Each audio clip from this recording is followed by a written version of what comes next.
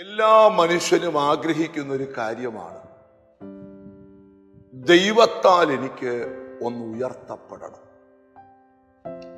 ഒരിക്കലും രക്ഷപ്പെടാൻ കഴിയാത്ത അഗാധ ഗർത്തത്തിൽ വീണുകിടക്കുന്ന മനുഷ്യനും കൊതിക്കുന്ന ഒരു കാര്യമാണ്, ദൈവത്താൽ എനിക്കൊരു ഉയർച്ച പ്രാപിക്കണം. ഇന്ന് ആവർത്തന പുസ്തകത്തിലെ ഒരു വാക്യമാണ് ദൈവം നിങ്ങളോട് സംസാരിക്കുന്നത്. ആവർത്തന പുസ്തകം 28-ാം അധ്യായത്തിന്റെ സ്തോത്രം 13-ാമത്തെ വാക്യം. നീ ഉയർച്ച തന്നെ പ്രാപിക്കും, താഴ്ച പ്രാപിക്കുകയില്ല.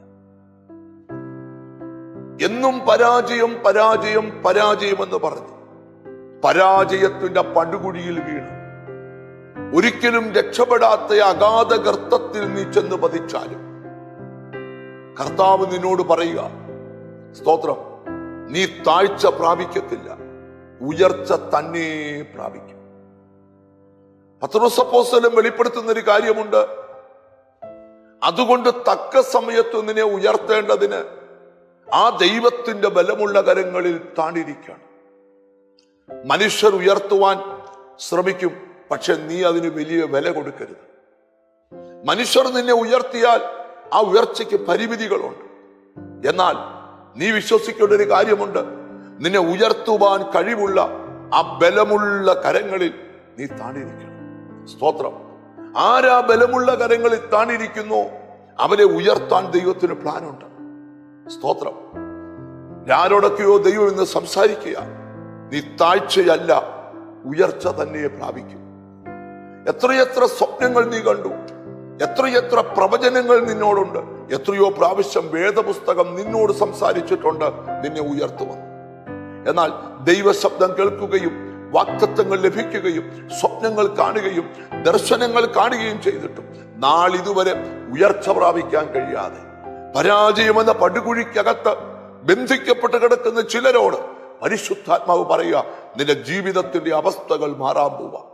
ഇനിയും നീ താഴ്ചയല്ല പ്രാപിക്കാൻ പോകുന്നത്, നീ ഉയർച്ച തന്നെ പ്രാപിക്കും. മനസ്സുകൊണ്ട് പറയാം, ദൈവം തരുന്ന എല്ലാ ഉയർച്ചകളും എനിക്ക് വേണം. ഞാൻ എപ്പോഴും പറയാറുണ്ട്, ഈ വേദപുസ്തകം പറയാത്ത ഒരു ഉയർച്ചയും നമുക്ക് വേണ്ട.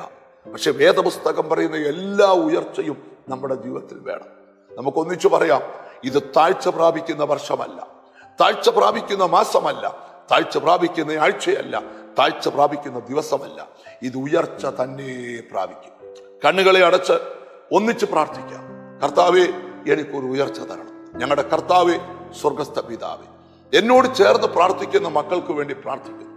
ഒത്തിരി പരാജയങ്ങളും ഒത്തിരി തകർച്ചകളും അനുഭവിച്ച ഈ ജനം ഇനി താഴ്ചയല്ല ഉയർച്ച തന്നെ പ്രാപിക്കണം. ദൈവത്തിൽ ഇവരെ വാലല്ല, ദൈവം തലയാക്കണം. എന്നോട് ചേർന്ന് പ്രാർത്ഥിക്കുന്ന മക്കളെ നിന്റെ നാമം ചൊല്ലി പിതാവിന്റെയും പുത്രന്റെയും പരിശുദ്ധാത്മാവിന്റെ നാമത്തിൽ അനുഗ്രഹിച്ച് പ്രാർത്ഥിക്കുന്നു. അവർ അനുഗ്രഹിക്കപ്പെടട്ടെ, യേശു ക്രിസ്തുവിൻ നാമത്തിൽ തന്നെ. ആമേൻ. നിശ്ചയമായും നീ താഴ്ചയല്ല ഉയർച്ച തന്നെ പ്രാപിക്കും. God bless you.